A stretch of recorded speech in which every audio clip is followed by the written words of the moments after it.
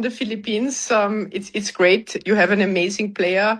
Alexandra is unbelievable, and I think it's great for the Philippines, for the people, for the tennis fans in the Philippines to have such an amazing player. That's Yes. really great, and that we can talk. Yeah. There's a moment in sports that doesn't come from a scoreboard. It comes from the air inside a building, the kind of electricity you feel before a single ball is struck, before a single cheer breaks loose. On April 7th in Linz, Austria, that moment arrived early. The gates opened, the seats filled, and before Alex Eala even stepped onto center court, something was already different about the room. She was 20 years old, playing her first clay match of the 2026 season on the road, in Europe, against the Austrian #1 on Austrian soil. By every conventional measure, she was the visitor. But the moment she walked out, you would never have known it. The crowd didn't roar for the home favorite. It roared for her. And what followed over the next 94 minutes would become one of the more quietly extraordinary stories of the clay season so far. To understand why Linz felt the way it did, you have to rewind a little because this didn't start on match day. Days before the first serve, Eala was already doing something most players don't bother with. She wasn't just warming up on the practice courts and keeping to herself. She was out in the stands, moving through rows of supporters, handing out stacks of her own branded shirts directly to the people who had traveled to see her. Think about what that actually looks like.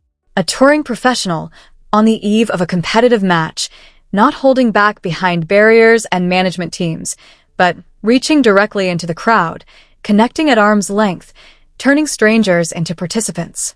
Security had to manage the surge. That detail tells you everything. The crowd wasn't passive. It wasn't a polite audience waiting for a performance. It was already activated, already part of the story, before the story had technically begun. And when April 7th finally arrived, all of that energy had somewhere to go. The tournament itself made a statement before anyone set foot on court. Out of every possible option in the draw that week, the organizers placed Eala versus Julia Graber on center court at the Design Center Linz, a venue holding roughly 3,000 seats. That isn't a small decision. Main courts go to matches the tournament believes can carry weight, generate atmosphere, and give the event a centerpiece worth watching. Linz chose this one. They chose it because they understood something about what Eala brings that has nothing to do with rankings or surface preference. They chose it because when she plays, rooms feel different. And rooms that feel different sell the tournament. What happened inside that court, though, went beyond anything a seating assignment can manufacture. The Filipino community in Austria showed up in numbers that bent the emotional geography of the building completely sideways. This was an Austrian event in an Austrian city, featuring the Austrian #1 as the presumed crowd favorite. That should have meant home support, home noise, home energy, lifting a local player through the tough moments. Instead, from the opening games, the chants rolling through the arena weren't Austrian at all. They were Filipino. And not in a polite, scattered, applause at the right moments kind of way. We're talking about coordinated chants, shirt waves, laughter, and one particular chant that cut through the whole building and perfectly captured the spirit of the day. Alex may pansit ese bahay. Loosely translated, it means there's pansit waiting at home. Pansit being a Filipino noodle dish, the kind of thing your grandmother makes when the family gathers, the kind of food that carries an entire emotional world inside it. That chant wasn't just funny, though it absolutely was. It was intimate. It was a group of people thousands of miles from home taking that home with them and turning it into noise inside a European sports venue. In that moment, Austria didn't feel distant. The Philippines had arrived, unpacked, and started cooking. Now put yourself in Julia Graber's position for a second, because she deserves that consideration. She wasn't a villain in this story. She was a professional athlete, playing at home, on a surface she knows, in front of a crowd she had every right to expect would be behind her. That's not an easy situation to navigate when the room decides to go in a completely different direction. The emotional pressure of playing in front of a crowd that's leaning toward your opponent isn't just psychological noise in the background. It attaches itself to every tight game, every break point, every moment where momentum could swing either way. Graber had to compete with that weight pressing against her throughout the match. And yet the story isn't about her struggling. It's about Eala thriving. Because what a rising player does with atmosphere like that matters enormously. Some players get swallowed by expectation. The noise becomes too big, the moment feels too heavy, and the tennis tightens up into something brittle. That's not what happened here. Eala absorbed it. She let the energy in without letting it overwhelm her. She settled into rallies, stayed disciplined on the big points, and played the kind of controlled, focused tennis that shows you a player isn't just riding momentum, but actually directing it. The match lasted an hour and 34 minutes. Eala won 6-4, 6-3. Straight sets. First clay win of 2026. First WTA 500 clay victory of her career. And the scoreline was clean in a way that didn't flatter or apologize. She went in, she competed, and she handled it. Before the match, she had said simply, "I'm expecting a good battle." Not a promise of fireworks. Not a declaration of dominance. Just honesty about what she was walking into. And then she went out and met the difficulty of the moment exactly the way she said she would, with composure rather than theatrics. That restraint, both in how she spoke beforehand and how she played, is part of what makes the story feel real rather than performed. There's a broader context here worth sitting with because Linz didn't happen in a vacuum. 2 weeks before Austria, Eala had been on the hard courts in Miami, where Karolina Muchova had beaten her 6-love, 6-2 in the round of 16. That's a brutal scoreline. There's no way to soften it or find a silver lining inside the numbers themselves. What you can look at is what came after.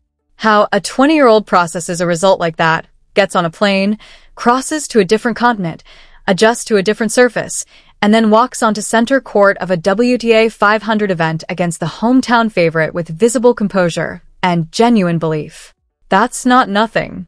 That gap between Miami and Linz, the way she came out on the other side of it, tells you something about the kind of competitor she's becoming.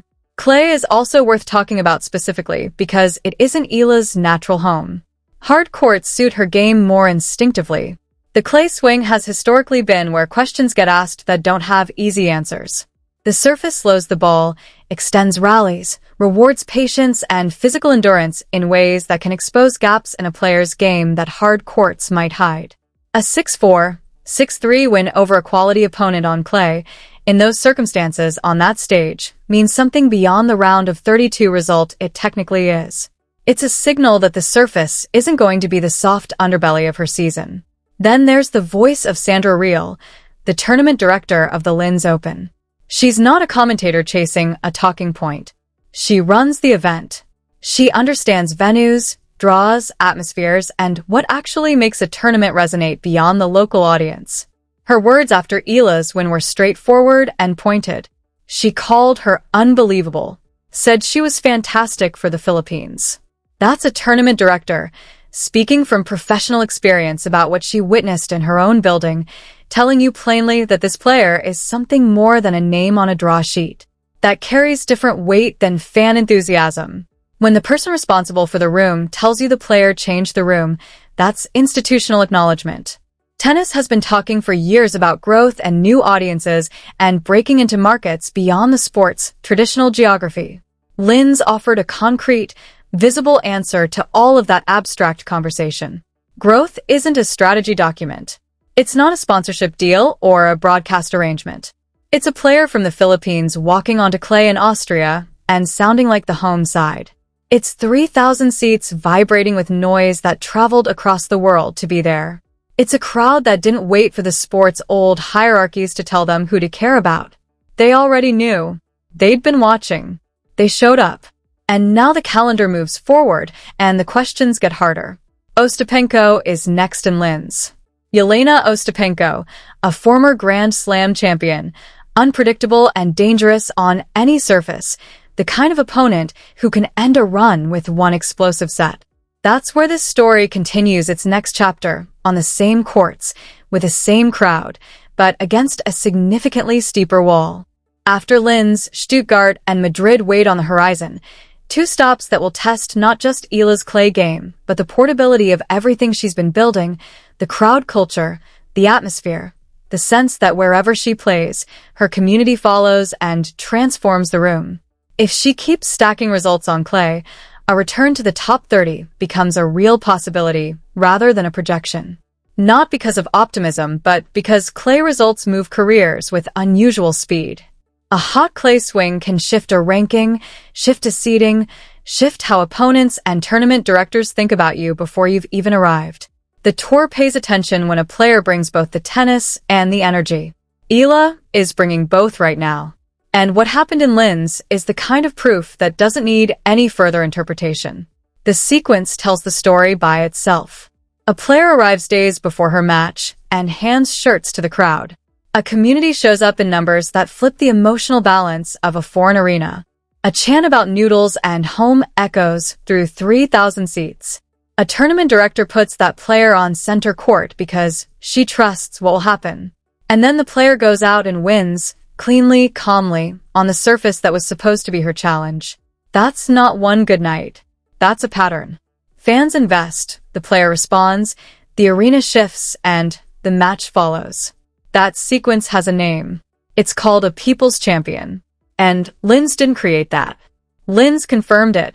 So the question that hangs over everything now isn't whether Eala belongs at this level. Linz answered that. The question is how far this particular version of her, the one playing with this kind of community momentum behind her, can actually go on clay in 2026. Because if you've been watching this build from before Austria made it undeniable, you already know the answer isn't simple, and it isn't small. The roar in Linz was a signal. The next one is already coming.